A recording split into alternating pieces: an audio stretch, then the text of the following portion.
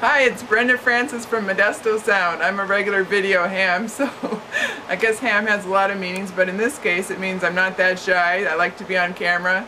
So I wanted to introduce you to this part of the broadcast here. As you can see, we're now at the computer, and Brad Johnson is going to show you how to do a good station ID, and you'll find out what that is, and also a public service announcement, which is a PSA.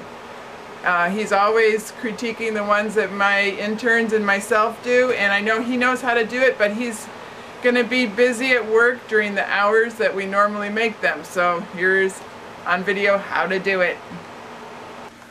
Okay, well we got the computer loaded up here, and I was hoping that I could find a good public service message on the local newspaper website, but there really weren't any, unfortunately. The only thing I could find was something on road work in the area, which is kind of like a traffic report, so we'll work with that. The way stuff works on the newspaper website is there's usually just a ton of advertisements all over in it, so we want to get this in a text format where we can modify the text and take out the spin and put in maybe a little bit of our own comments on what's going on with the message. So let's go ahead and do that. The easiest way to get this into a text editor is to use the print option on the website. So I'm going to click on the print option, and that's going to bring us into another window. And in that window, they got rid of all the advertisements. It's more in a format that go to the printer, and that's the kind of format we want to work with, so we can bring it into a text editor and edit the text. So I'm just going to highlight by clicking my mouse button and highlighting the area that I want, and then I'm going to right click, copy, and then that's in my buffer, and we can put it into the text editor and edit it up and get it into a format that makes sense to reading on the radio. Okay, so the next step will be to bring up a text editor, and anything will work. I'm just going to use Notepad because that's handy, and then that's in my buffer right now, so all I got to do is click edit and paste, and then that's going to come out there where we can edit it. So let me just read this real quickly with what it says, and we can kind of get an idea how long it would take if I read it the way the newspaper put it in, which really isn't probably very good for the radio. But basically the article says, road work, Palendale Avenue is being widened from Dale Road to just east of McHenry Avenue. Delays could occur through this month. Improvements are scheduled along Salida Boulevard from Palendale Avenue to the northern end. Delays could occur through this month. All right, they've already used the same phrase twice. Pretty boring there, Mr. Newspaper. Work is taking place on Merrill Avenue between Paramount and Libby Ways, and it's expected to finish in June. Okay, and I don't even know where most of those streets are. I know where Merrill is, but the other two didn't ring any bells, so maybe that one's not as important.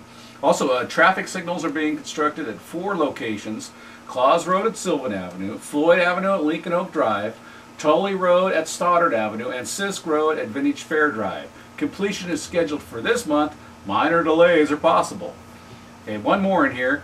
Pavement repairs are planned on water utility trenches crossing Tuolumne Boulevard near Nice Drive to Roselawn Avenue. Completion is expected by the end of this month. Traffic will be maintained, but motorists may experience minor delays. And one more here. Road grading work has started on the improvements and signalization projects on State Route 209, Kiernan Avenue at Dale Road. Completion is scheduled for January, which is 6 months out. Now, for them to throw something in there that we're going to have traffic delays for 6 months, we can have some fun with that when we rewrite this. So instead of saying that completion is scheduled for January, we're going to say something like, we're going to be stuck in the cone zone for 6 months. So we're going to have a little more fun with that, because really this affects everybody. The working man's got to get to work, and these things are slowing us down. So what we're going to do is edit this out, and the best way to get started with that is to make it double spaced and make the lines an appropriate length. And if you can, with the text editor, pump up the text and make it 2 or 3 times bigger so it's easier for you to read when you're in front of the microphone. So let's go ahead and do that. Hey, we're back, and Brad has spent about 20 minutes getting this PSA ready to go. And I wanted to let you know really quickly that PSAs are usually for nonprofits or community announcements, and lots of stations should play them for free. So you might get this played on all kinds of places. So make sure you spend time editing it to make it interesting. And they can be about things like community senior talent shows, a concert for the river, how to save electricity during the summer months when we're all running our air conditioners like crazy, ways to conserve on recycling, reusing. I don't know, Brad, any other, what else do we use community service announcements for? Basically anything that's free or serves the community. You just want to make sure that you're not helping somebody sell something. That's it. And Brad's actually combined this with a station ID at the end. And what's a station ID? A station ID is the call sign of the radio station and the city that it's licensed to serve. So for our community station, a legal ID is KQRP LP Salida.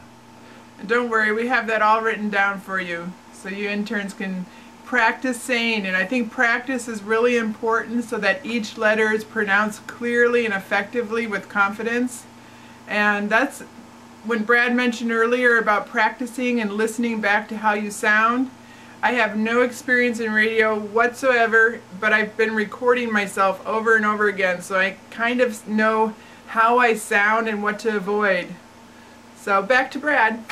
And I've edited the traffic information from the local newspaper, verified the locations of the places they're talking about, and actually found a mistake the newspaper made.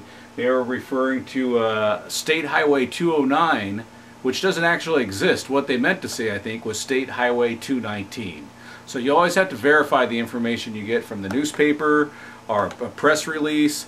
You always want to make sure that the information is factual and correct, because once we put it on, people will think that we made the mistake. So we definitely don't want to pass on any mistakes. So what I did is I used Google's map feature to punch in these intersections that they're expecting to have traffic problems, verified where they were at, made sure that they're in the station's coverage area, and picked the ones that would be most appropriate for us to talk about. Then I rewrote the text from that, made it larger so it'd be easier to read, which is really important that it's easy for you to read when you're getting ready to record it. And I broke it down into paragraphs and double spaced it when necessary to remind me to pause in between each subject. You want to make sure that there's ample time in between each thought for you to take a breath and re-emphasize the next paragraph that you're going to go into. You don't want to blur it all together. It's not a speed reading contest. It's about the quality and the enunciation of what you're doing. So you always want to make sure that you're not throwing away certain phrases, especially phrases that identify the radio station. So let's take a look at the text I have here on the screen. I think the easiest way now is for us to print it up. We'll put that on paper so we can have it in front of us, and then we'll sit down in front of the microphone and try reading it a couple of times. And you can see that even I make mistakes. That's good. Okay. All right. Wait. What we use for Hey, I haven't rolled yet. It should be going already. Oh. Say record. Okay. There's two people arguing. All right, go ahead.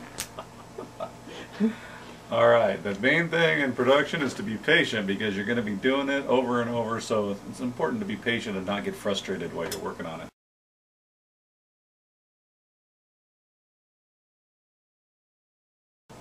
Okay, for production I like to use Cool Edit Pro, which is an audio editing software, and just about anything will work though for your production needs. On this one I just want to check my record level and make sure that I'm not recording over the line. You never want to hit 0. I like to see my record level peak at about a -9, somewhere where I have plenty of room to go up or down without distorting. The digital recording, you don't need to keep it really high or really low. As long as it doesn't distort, you can fix it later.